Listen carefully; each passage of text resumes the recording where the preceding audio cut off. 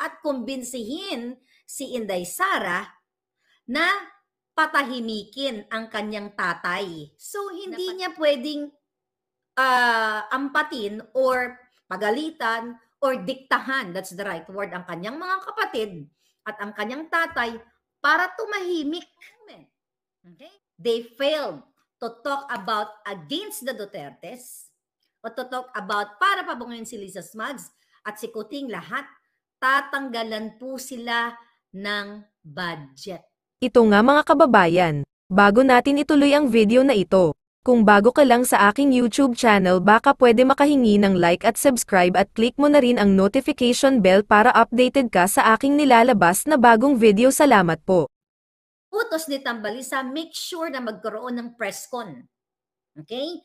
Then, attack the Duterte o talk about against Duterte at kumbinsihin si Inday Sara na patahimikin ang kanyang tatay. Na palabasin na kunyari, ano na lang tayo, magkasundo na lang tayo. So, ampatin ang mga expose o nalalaman ng former President Duterte. Kaya nga kung napansin niyo, si Inday ay tinanong sa Malaysia nung pumunta siya kung ano yung anong comment niya tungkol sa mga political disagreements at mga sinasabi ng tatay niya. Ang sabi ni Inday, hindi niya nakakausap yung pamilya niya at politically, hindi naman iba-iba na ang parang ang sinabi ni Inday doon, iba-iba naman ang politika naman, iba ngayon, unpredictable, iba ngayon, bukas iba naman.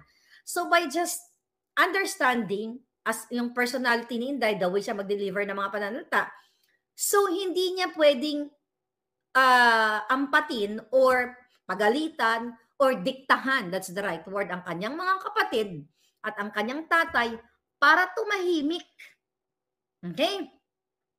So, kung mapapansin ninyo dyan sa kanilang Facebook page sa House of Representatives, hindi ko naman pinanood lahat yan. So, may mga kinuha lang tayong mga bagay na i-rebat natin later.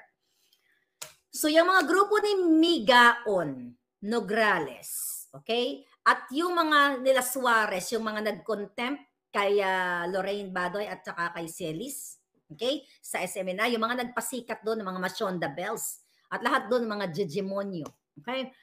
Toka-toka po sila, okay? May tinawag pa nga sila yung mga young guns, na mga bagets na, bagets pa lang, mandidekwat na, mga ngamkam ng bayan, ng pera ng bayan.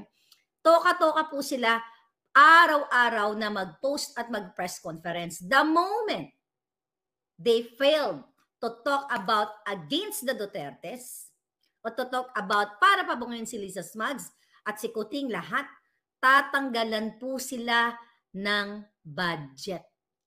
Kita nyo? Kung gaano kahayop at sindikato ang Kongreso. Kaya lagi kong sinasabi sa inyo, get up, speak up, and pick them up.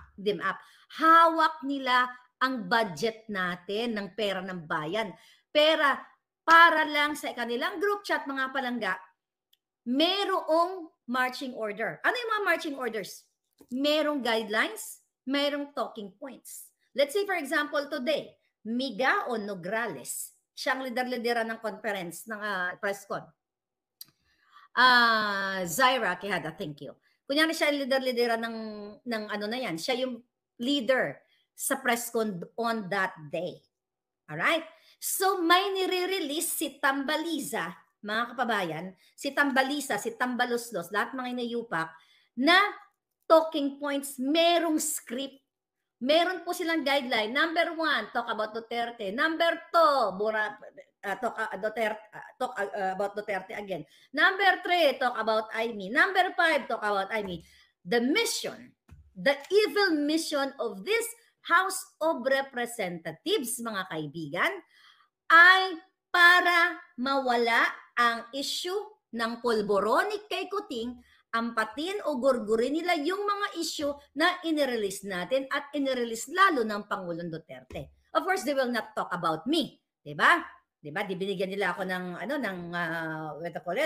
ng platform dyan sa kanila. Hindi nila gagawin yan. But, sa pagpapaampat nila kay Pangulong Duterte at gusto nilang diktahan si Inday Sara nasuwagin ang kanyang tatay, which is nasuwag na nga ni Inday nung nakipag-partner siya sa buwaka ng inang kuting na yan nabudol na tayo. Sa tingin nyo ba mga kababayan, susundin pa ni Inday yung mga pressure na ginagawa nitong kongresista?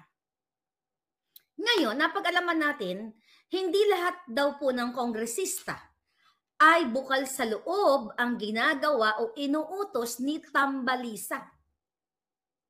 Ang winumuri lang ng ibang mga, in fairness hindi natin mumurahin lahat kasi meron pa palang matitirang konti-konti dyan na may kanting puso. Hindi daw po sila, mga kababayan, makakontra sa utos, okay, ni Tambalisa through Chief of Staff ni Tambaluslos.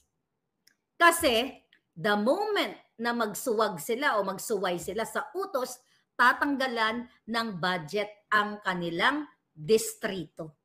Anong ibig sabihin yan?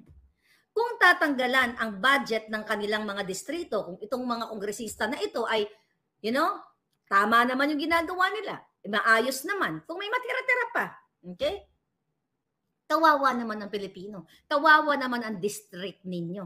So, ibig sabihin, itong mga buwaka ng inang mga jutang gini ng Tambalisa, lahat ng mga ito, they don't care about you, Filipino people. They care about the budget, panggigipit, pangsusuppress, pangbababoy, lahat. Imagine ninyo, spend, nanggigigil ako mga kababayan, nung nalaman ko to. Binubuhos nila ang pera ng, maliban sa ninanakaw nilang pera ng bayan, binubuhos nila yung panahon sa buwaka ng Ginemes na press conference na yan para lang atakihin si Duterte, si Inday Sara at i-push yung kanilang jutang gininang initiative. Dun sa mga palangga ko na sinusuportahan nyo yung charter change, good yan. Okay? Sinusuportahan nyo ang pagbabago ng konstitusyon doon sa economic provision, di ba, na pinag-uusapan. Pero buksan nyo ang jutang gininang mga jutak. Hindi ko yung minumura. Ganun lang talaga ako, normal ko yon. Okay? Yung mga jutang gininang mga jutak na nakastock dyan. Okay? Buksan ninyo. The intention is not economic provision. The intention ay gusto ni Kuting, ni Lisa, ni Tambaluslos na manatili sa pwesto. Kaya itong mga ibang juto-juto o uto-uto na mga kongresista, yung iba walang boses. Kapag hindi sumunod, tatanggalan ng budget o zero budget. Pipilayan lahat. So sa tingin mo ba ang ginagawa ni Tambalisa kapag ang isang kongresista sa district, kunyari, District 1 o District 2 ng Quezon City or Parañaque or Davao, wherever. Diba? Kunyari, ang inyong mga kongresista ay tama naman yung alignment ng kanyang budget. Pero dahil susuwagin niya at hindi siya susunod sa pag-atake kay Duterte at kay Inday Sara at pabanguin si Tambaluslos, tatanggalin. At minomonitor sila. My question now, sa mga kongresista na matino, jutang ginina, ito ba ang ikapalit ng inyong mga binoto, o iba sa inyo talagang binoto ng taong bayan na kayo ay maging representante nila na magpapadikta? Kung isa sa inyo, dalawa sa inyo ay natatakot, mga kababayan, 3, 4,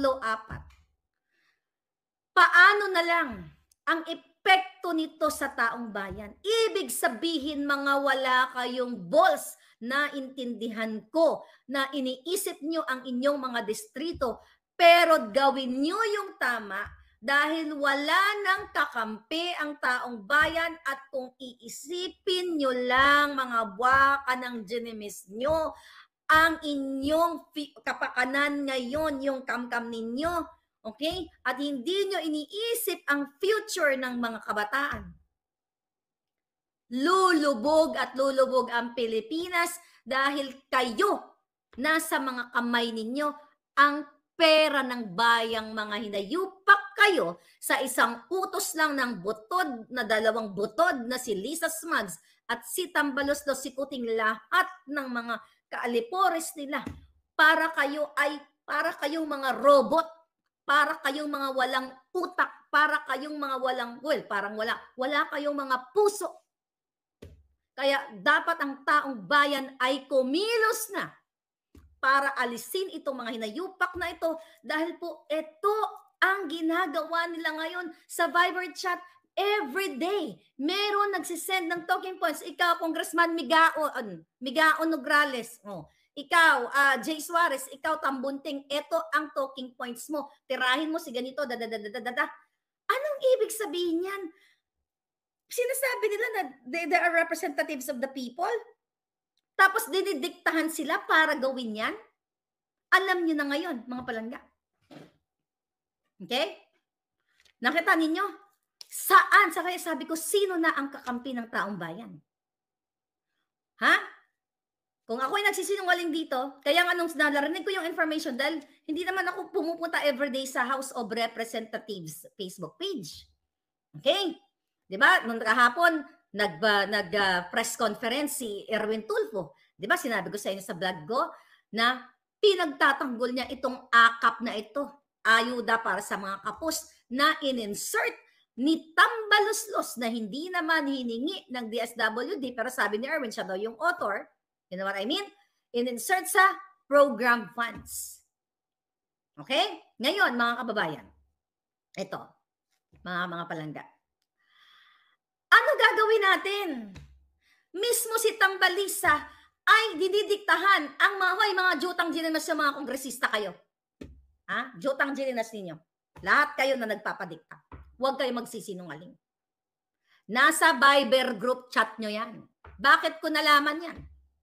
Dahil iilan dyan sa mga nakabasa sa group chat, sukang-suka sa inyo. Sila ay natatakot din sa kanilang buhay. Baka sila daw ay ipagurgur ng gobyerno ng Tambalisa na yan kapag hindi sila sumunod. Kung ang mga kongresista na representante daw ng taong bayan ay takot magurgur, sino ka na lang, Vivian?